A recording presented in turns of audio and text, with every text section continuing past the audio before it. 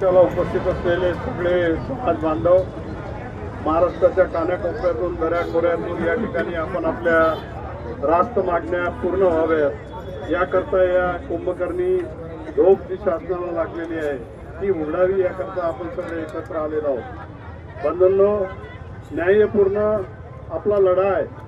अनेकांना अनेक प्रकारे शासनाकडून सवलती मिळतात, परंतु ते काही या सवलतीला पात्र होते किंवा त्यांच्या घटनेमध्ये यादीमध्ये नाव होतं असं नाही. परंतु या ठिकाणच्या महादेव कोळी असेल, मल्हार कोळी असेल, टोकरे कोळी असेल, ढोर कोळी असेल, डोंगर कोळी असेल, ही जमात पूर्ण महाराष्ट्रामध्ये विखुरलेली आहे. परंतु त्या सगळ्यांच्या नोंदी कोळी आहे हे वास्तव शासनालाही माहीत आहे. केवळ त्या आधारावर काही तालुक्यातील महादेव कोळ्यांना सवलती दिल्या जातात आणि उर्वरित महाराष्ट्रातील महादेव कोळ्यांना तुम्ही बोगस आहात म्हणून तुमचे हक्क घटनादत्त जे तुम्हाला दिलेले आहेत ते नाकारल्या जातात. महाराष्ट्र शासनाला आपल्याला एवढंच विचारायचं आहे, जर आम्ही बोगस असू तर आमची गावं, आमच्या गावातील संख्या, आमच्या गावातील प्रत्येक महादेव कोळी समाजाचा माणूस लहान असेल मोठा असेल त्याची नोंद तुमच्या दप्तरी आदिवासी म्हणून आहे की नाही? त्यांच्या नावावर आम्ही महादेव कोळी आहो म्हणून तुम्ही हजारो कोटी रुपये केंद्र आणि राज्य सरकारचे दरवर्षी घेता की नाही? हे जर तुम्ही घेत असाल तर घेताना मात्र आम्ही खरे असतो आणि आमच्या वाट्याचं आम्हाला देताना मात्र आम्ही बोगस कसे याचं उत्तर तुम्ही या ठिकाणी दिलं पाहिजे. परंतु हे षडयंत्र आहे हे आपण नीटपणानं समजून घेतलं पाहिजे आणि ज्या सवलती आहेत, ज्या घटनादत्त आहेत त्या आपल्याला मिळाल्या पाहिजे. या दृष्टीनं पूर्ण महाराष्ट्र या ठिकाणी संघर्ष करतो आहे. जे लोकप्रतिनिधी या संघर्षामध्ये आपल्या सोबत येत आहेत त्यांना मदत जरूर करा, परंतु ज्या सातत्यानं विरोध करतात आपल्याला त्यांना मात्र या सगळ्या गोष्टीचा लाभ विचारा की आजही तुम्ही महादेव कोळ्यांची गावं पूर्ण महाराष्ट्रातली, मग तो सोलापूरमधला असेल, कोल्हापूरमधला असेल, चंद्रपूरमधला असेल, चंद्रपूरमधला असेल, तो महादेव कोळीचा ही दप्तरी नोंद तुमची आहे. आमच्या संख्येवर, आमच्या गावातील महादेव कोळींच्या संख्येवर तुम्ही हजारो कोटी रुपये त्यावर घेता की नाही? आणि ते घेत असाल तर मग ते आम्ही बोगस असताना तुम्ही कसे घेतात मागील 50 वर्षापासून आणि आमच्यापर्यंत तुम्ही का पोहोचू देत नाही याचा जाब मात्र कुठलाही लोकप्रतिनिधी त्याला विचारलं तर त्याचं उत्तर द्यायला तयार नाही. पुढच्या काळामध्ये आपण या दृष्टीनं आपण ज्यांना मतं देऊन मोठं केलं, गावच्या गल्लीपासून दिल्लीच्या सत्तेपर्यंत बसवलं, त्या सगळ्या लोकप्रतिनिधींना तो कोण्या पक्षाचा आहे, कोण्या जातीचा आहे, कोण्या धर्माचा आहे याचा विचार न करता त्याला एवढाच प्रश्न तुम्ही सातत्यानं विचारला पाहिजे. परंतु निवडणुका आल्या की ते काय काय करतात ते तुम्हाला माहीत आहे, मलाही माहीत आहे. ते तुमचा तुम्हीर करतील, तुमचा रस्ता करतील, तुमचं आणखी थातून प्रश्न असतील ते पूर्ण करतील, परंतु तुमच्या वाट्याचं जे न्यायपूर्ण आहे, जे घटनात्मक आहे ते मात्र तुमच्यापर्यंत पोहोचू देणार नाही. हा मागच्या 50 वर्षापासूनचा अनुभव आहे.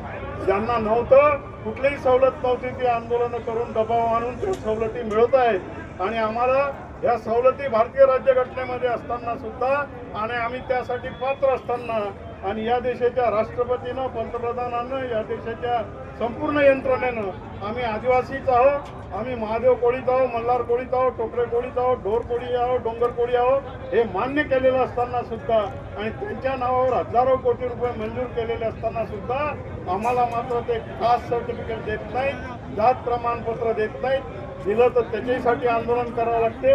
पण अनुभव असा आहे की जिथं जिथं आंदोलन महाराष्ट्रामध्ये मागच्या 2 वर्षामध्ये केलेले आहेत तिथं हजारोच्या संख्येने कास्ट सर्टिफिकेट मिळालेले आहेत, परंतु आजही वैधता मात्र मिळत नाही. ही वस्तुस्थिती आहे. ही वैधताही बिनमोकाट मिळाली पाहिजे याकरता या संघटन शक्तीद्वारे आपण सातत्यानं रस्त्यावर असलं पाहिजे. मोर्चा कोण काढतो, कुठं काढतो, कोण नेतृत्व करतं या भानगडीत न पडता मोर्चा हा माझ्या समाजाचा आहे, मोर्चा हा माझ्या मुलाबाळांच्या भवितव्याचा आहे, मोर्चा हा पुढच्या पिढीच्या उत्कर्षासाठी आहे. ही एकच गोष्ट डोळ्यासमोर ठेवून आपण त्या मोर्चामध्ये तन्मन धनानं सामील झालं पाहिजे आणि ही भूमिका महाराष्ट्रातल्या तमाम आदिवासी कोळ्यांनी स्वीकारली तर या शासनाला 1 तास सुद्धा लागणार नाही तुमच्या मागण्या तुमच्या पदरात टाकण्याकरता. ज्यावेळेला लोक आमरण उपोषण करत होते त्यावेळेला मी देणारच नाही अशी भूमिका घेणारा त्या जिल्ह्याचा कलेक्टर, त्याला सांगितलं उद्या जर हे उपोषण कर्त्यामधला एखादा मेला तर तुम्ही उद्या घरी जाल हे मी तुम्हाला जाव्यानं सांगतो. आणि त्याचा परिणाम झाला.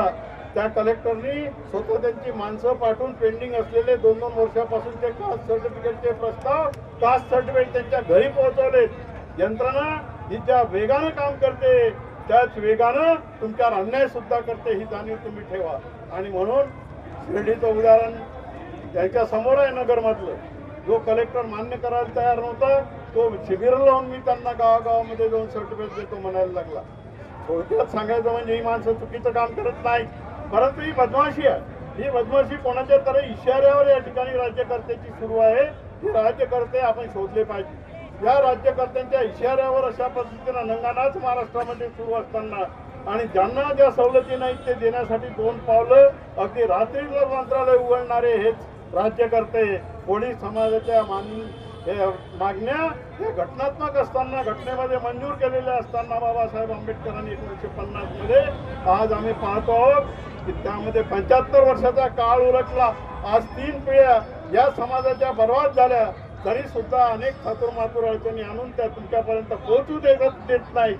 त्या जोपर्यंत पोहोचू देणार नाहीत आपल्या जीवन मरणाचा अस्तित्वाचा प्रश्न म्हणून आपण या संघर्षात उतरलं पाहिजे. कोण मोठा कोण लहान याचा विचार न करता, तू काढला की मी काढला या कशाच्याही भानगडीत न पडता आपण सर्वांनी सातत्यानं जे शक्य होईल ते योगदान या चळवळीसाठी दिलं पाहिजे. आणि निश्चितपणानं सगळ्यांनी जर आपापलं योगदान दिलं ज्याला जे शक्य असेल ते, तर या समाजाचा प्रश्न सुटल्याशिवाय राहणार नाही.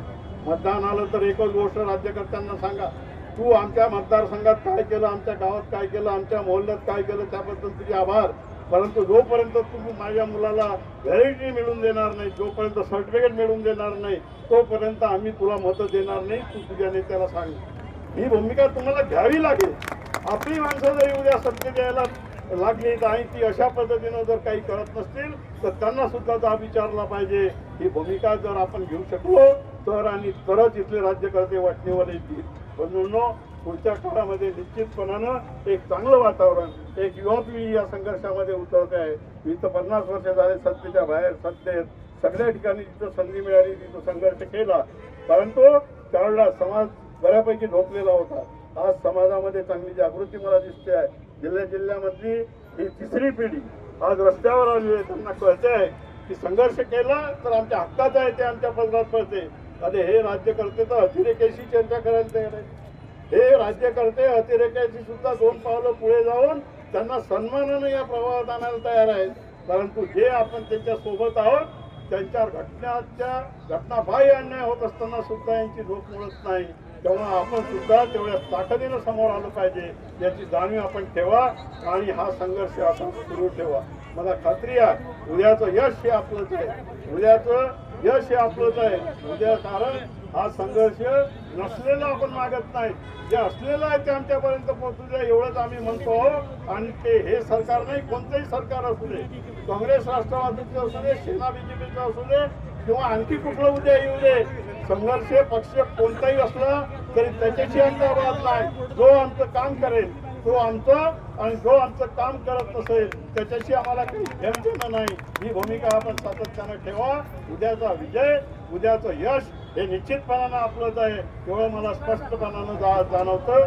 पण मागच्या 50 वर्षाचा इतिहास, 50 वर्षाचा संघर्ष कोळी समाजाचा राज्यातला माझ्या डोळ्यासमोर आहे. आणि आज जे मी चित्र पाहतो ते अत्यंत समाधानकारक आहे.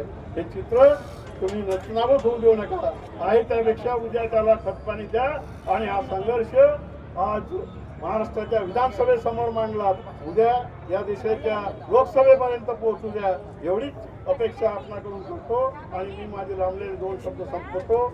जय हिंद, जय वाल्मिकी.